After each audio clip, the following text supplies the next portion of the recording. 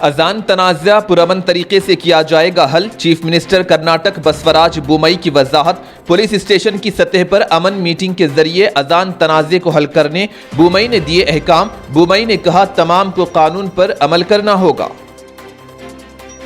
B J پی O B C مورچہ کے general secretary یشپال نے کہا آنے والے دنوں میں نہ صرف کالجوں بلکہ عوامی مقامات پر حجاب پہننے پر پابندی لگنے کا امکان۔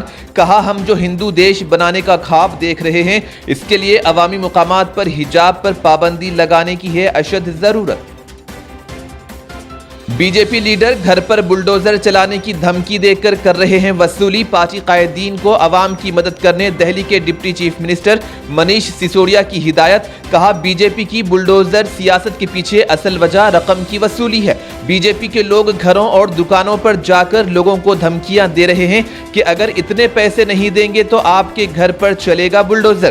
منیش سسوڈیا نے خط کے ذریعے عام آدمی پارٹی کے تمام ایم ایل اے سے بھارتیہ جنتا پارٹی کی اس ناجائز وصولی کے خلاف لوگوں کی مدد کرنے کی اپیل۔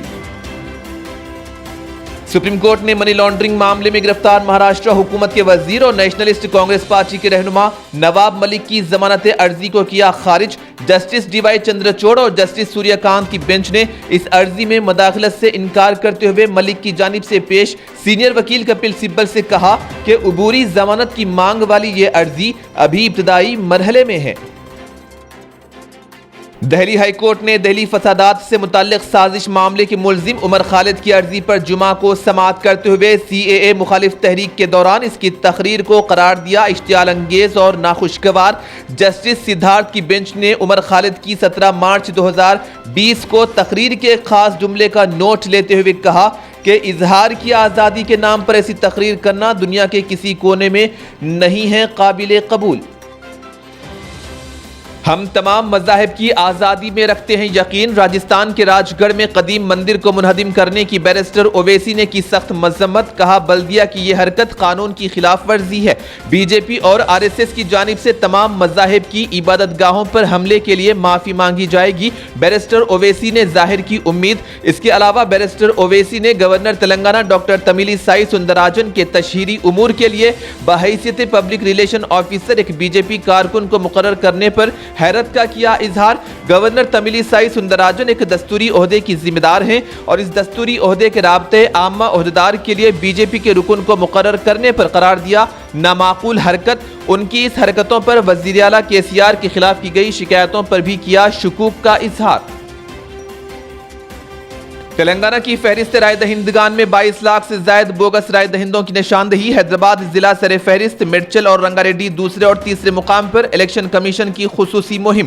حیدرآباد میں 5,41,535 فرضی ووٹرز کا چلا پتہ، جبکہ ملکاج گیری ضلع 3,38,665 کے ساتھ دوسرے نمبر پر اور رنگا ریڈی 3,33,991 کے ساتھ تیسرے نمبر پر ہے۔ الیکشن کمیشن آف انڈیا کی ہدایت پر چیف الیکٹورل آفیسر نے فہرست رائے دہندگان میں ایک سے زائد مقامات پر ناموں کی شمولیت کے خلاف شروع کی مہم۔ چیف الیکٹورل آفیسر نے تمام اضلاع کے عہدیداروں کو فرضی ناموں کی نشاندہی کے کام میں تیزی پیدا کرنے کی دی ہدایت۔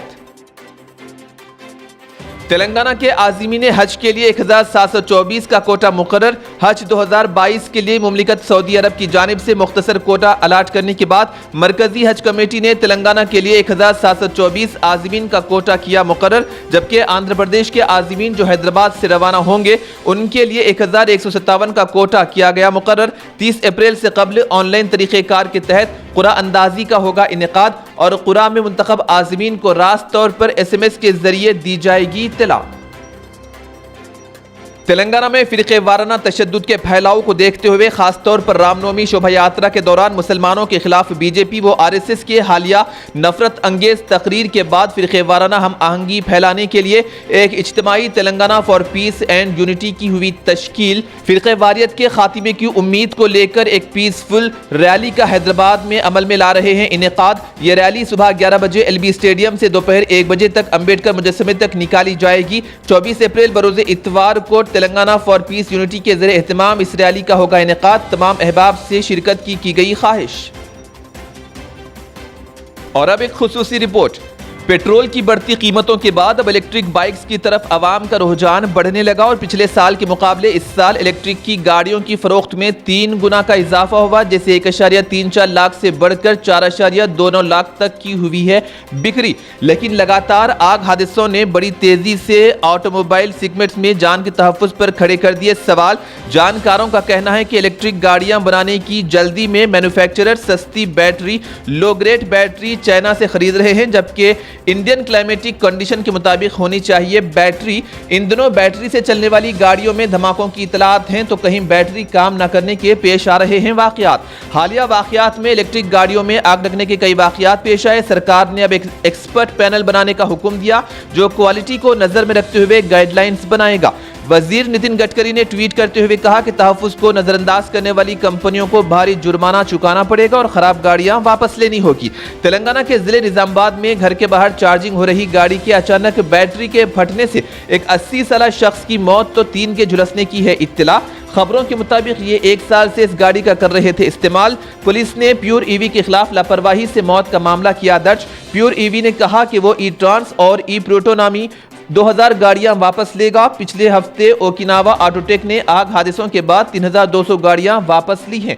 ओकिनावा ऑटो में आग लगने के बाद ओला ईवी और प्योर ईवी से जवाब तलब किया गया। 9 अप्रैल को नासिक जितेंद्रा इलेक्ट्रिक व्हीकल्स की 40 गाड़ियां आग की नजर हो गई। 26 मार्च को तमिलनाडु के वेल्लूर में एक इलेक्ट्रिक व्हीकल में आग लगने से बाप और बेटी की मौत हो गई है। ओकिनावा ऑटोटेक का कहना है कि यूजर्स को इस बात की हिदायत देनी चाहिए कि इसको किस तरह इस्तेमाल करना चाहिए और इस चार्जिंग के गाइडलाइंस क्या होनी चाहिए। वजीर नितिन गडकरी ने इन तमाम हादसों के बाद एक एक्सपर्ट कमेटी बनाई है जो इन मामलों की जांच करेगी कि बैटरी से चलने वाली गाड़ियों में आग लगने की शिकायतें क्यों आ रही हैं। आज रियासत आंध्र प्रदेश के विजयवाड़ा इलेक्ट्रिक बाइक की चार्जिंग के दौरान बैटरी के फटने से एक शख्स की हुई मौत तो 3 शदीद जख्मी हुए हैं। शिव कुमार ने जुमा को खरीदी थी बाइक की बैटरी चार्जिंग पर लगाने के बाद वो महवे ख्वाब थे ये लोग, ताहम हफ्ते को घर में लगी आग और ये शिव कुमार की हुई मौत और उसकी बीवी की हालत है तशवीशनाक।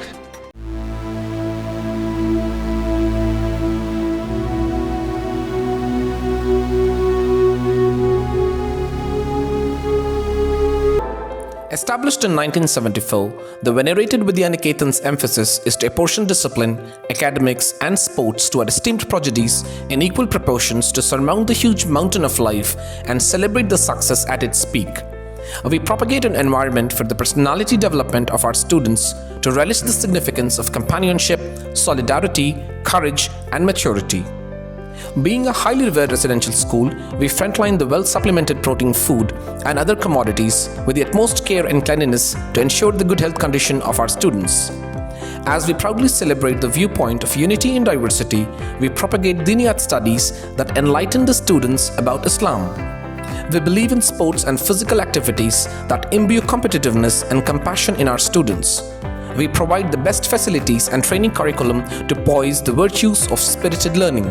Come join a prestigious residential school to enlighten your life.